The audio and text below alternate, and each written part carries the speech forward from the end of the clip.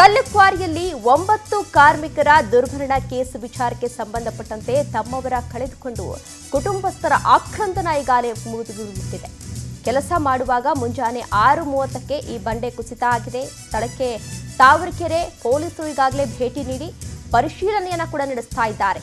ಇಟಾಚಿಯಲ್ಲಿ ಕೆಲಸ ಮಾಡುವಾಗಲೇ ಈ ಬಂಡೆ ಬಿದ್ದಿದೆ. ಕಲ್ಲುಕ್ವಾರಿಯಲ್ಲಿ ಈಗಾಗಲೇ 9 ಕಾರ್ಮಿಕರು ದುರ್ಮರಣವನ್ನು ಹೊಂದಿದ್ದಾರೆ. ತಮ್ಮವರನ್ನ ಕಳೆದುಕೊಂಡಂತಹ ಕುಟುಂಬಸ್ಥರ ಆಕ್ರಂದನ ಈಗಾಗಲೇ ಮುಗಿಲ್ಬಿಟ್ಟಿದೆ. ಕೆಲಸ ಮಾಡುವಾಗ ಅಂದ್ರೆ ಬೆಳ್ಳಂಬೆಳಿಗ್ಗೆನೆ ಅವರು ಕೆಲಸಕ್ಕೆ ಆಗಮಿಸಿದ್ರು. ಅಂತಹ ಸಂದರ್ಭದಲ್ಲಿ ಈ ರೀತಿ ದುರ್ಘಟನೆ ಸಂಭವಿಸಿರುವಂಥದ್ದು. ಸ್ಥಳಕ್ಕೆ ಈಗಾಗಲೇ ತಾವರೆಕೆರೆ ಪೊಲೀಸರು ಸ್ಥಳಕ್ಕೆ ಆಗಮಿಸಿ ಪರಿಶೀಲನೆಯನ್ನ ಕೂಡ ನಡೆಸಿದ್ದಾರೆ. ದಿಢೀರಂತ ಬಂಡೆ ಕುಸಿದಿದೆ. ತಕ್ಷಣವೇ ಆ ಬಂಡೆ ಕೆಳಗಡೆ ಏನು ಕೆಲಸ ಮಾಡ್ತಾ ಇದ್ರು 9 ಜನ ಸಾವನ್ನಪ್ಪಿದ್ದಾರೆ. ಒಂದಲ್ಲ ಎರಡಲ್ಲ 9 ಜನ ಈಗಾಗಲೇ ಸಾವನ್ನಪ್ಪಿದ್ದಾರೆ. ಈಗ ಪ್ರವೀಣ್, ಸ್ಥಳದಲ್ಲಿ ಯಾವ ರೀತಿ ಕಾರ್ಯಾಚರಣೆಯನ್ನು ನಡೆಸಲಾಗ್ತಾ ಇದೆ ಪ್ರವೀಣ್? ಖಂಡಿತ ದೇಶವನ್ನ ಇದೀಗ ಮೃತಪಟ್ಟಿರುವಂತಹ ಕಾರ್ಮಿಕರೆಲ್ಲೂ ಕೂಡ ಕರ್ನಾಟಕ, ಬಿಹಾರ ಮತ್ತೆ ತಮಿಳುನಾಡು ಅಂತ ಹೇಳಿ ಗೊತ್ತಾಗ್ತಾ ಇರುವಂತದ್ದು. ಕೂಲಿ ಕೆಲಸಕ್ಕೋಸ್ಕರವಾಗಿ ಸುಮಾರು ವರ್ಷಗಳಿಂದ ಅವರು ಈ ಕ್ವಾರಿಯಲ್ಲಿ ಕೆಲಸವನ್ನ ಮಾಡ್ತಿರ್ತಾರೆ.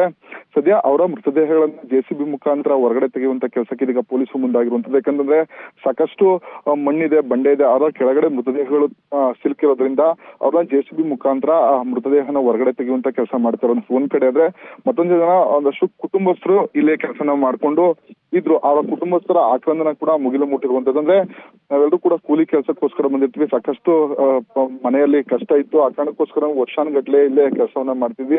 ಈ ರೀತಿ ಏಕಾಏಕಿ ಈ ರೀತಿ ದುರ್ಘಟನೆ ಆಗಿರೋದ್ರಿಂದ ನಮ್ಮ ಕುಟುಂಬಕ್ಕೆ ಆಧಾರ ಸ್ತಂಭದಿದ್ದಂತ ಮಕ್ಕಳುಗಳು, ತಂದೆ ಈ ರೀತಿ ಸಾವನ್ನ ಅವರ ಕುಟುಂಬಸ್ಥರು ಕೂಡ ಆಕ್ರಂದನ ಮುಗಿಲು ಮುಟ್ಟಿರುವಂತದ್ದು ಒಂದಷ್ಟು ಆದ್ರೆ, ಮತ್ತೊಂದ್ ಕಡೆ ಈ ಕಾರ್ಮಿಕರು ಸಾವನ್ನಪ್ಪಿದ ಕಾರಣದಿಂದಾಗಿ ಅವರ ಕುಟುಂಬಸ್ಥರು ಕೂಡ ಇಲ್ಲಿ ಯಾರು ಇಲ್ಲ. ಅವರ ಕುಟುಂಬಸ್ಥರು ಕೂಡ ಮೃತದೇಹವನ್ನ ತೆಗೆದುಕೊಳ್ಳೋಕು ಕೂಡ ಯಾರು ಇಲ್ಲ. ಈಗ ಅವರ ಮಾಹಿತಿಯನ್ನು ತಿಳಿಸಿ, ಜೊತೆಗೆ ಯಾರೆಲ್ಲ ಬಿಹಾರದ ಕಾರ್ಮಿಕರು ಇದ್ರು ಅನ್ನೋದ್ರ ಬಗ್ಗೆ ಕೂಡ ಮಾಹಿತಿಯನ್ನ ಕಲೆ ಹಾಕುವಂತ ಪೊಲೀಸರು ಅವರ ಕುಟುಂಬಕ್ಕೂ ಕೂಡ ಮಾಹಿತಿಯನ್ನ ಕೊಟ್ಟು ಮೃತದೇಹನ ಅವ್ರಿಗೆ ಹಸ್ತಾಂತರ ಮಾಡುವಂತ ಕೆಲಸಕ್ಕೆ ಪೊಲೀಸರು ಮುಂದಾಗಿರುವಂತದ್ದು. ಸದ್ಯ ಏನು ಯಾದಗಿರಿ ಮೂಲದ ಓರ್ವ ರಾಜು ನಾಯ್ಕ ಇದ್ದಾನೆ, ಆತನು ಕೂಡ ಸಾವನ್ನಪ್ಪಿರೋದು. ಓಕೆ ಪ್ರವೀಣ್, ಇದೀಗ ಅಲ್ಲಿ ಕಾರ್ಮಿಕರು ಏನಿದ್ರು ಅವರೆಲ್ಲರೂ ಕೂಡ ಬಿಹಾರದವರೇ ಆಗಿದ್ರ? ಎಲ್ಲಿ ವಾಸ ಮಾಡ್ತಾ ಇದ್ರು? ಅಲ್ಲಿ ಕುಟುಂಬಸ್ಥರೆಲ್ಲ ಎಲ್ಲಿದ್ರು ಪ್ರವೀಣ್? ಖಂಡಿತ ದೇಶವನಿ, ಒಂದಷ್ಟು ಕುಟುಂಬಸ್ಥರು ಇಲ್ಲೇ ಸಣ್ಣ ಪುಟ್ಟ ಕೆಲಸಗಳನ್ನ ಕ್ವಾರಿಯಲ್ಲಿ ಕ್ರಷರ್ ನಲ್ಲಿ ಕೆಲಸವನ್ನ ಮಾಡ್ಕೊಂಡಿದ್ರು. ಇಲ್ಲೇ ಒಂದು ಶೆಡ್ ಅನ್ನ ಹಾಕೊಂಡು ಕೆಲಸವನ್ನ ಮಾಡ್ತಿದ್ರು.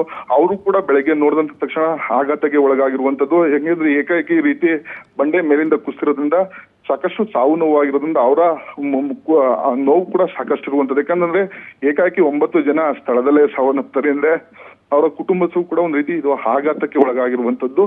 ಸದ್ಯ ಅವರ ಮೃತದೇಹಗಳನ್ನ ಹೊರಗಡೆ ತೆಗಿತಾ ಇದ್ದಂತೆ ಅವರ ಕುಟುಂಬ ನೋವು ಕೂಡ ಆಕ್ರಂದನ ಹೆಚ್ಚಾಗಿರುವಂತದ್ದು.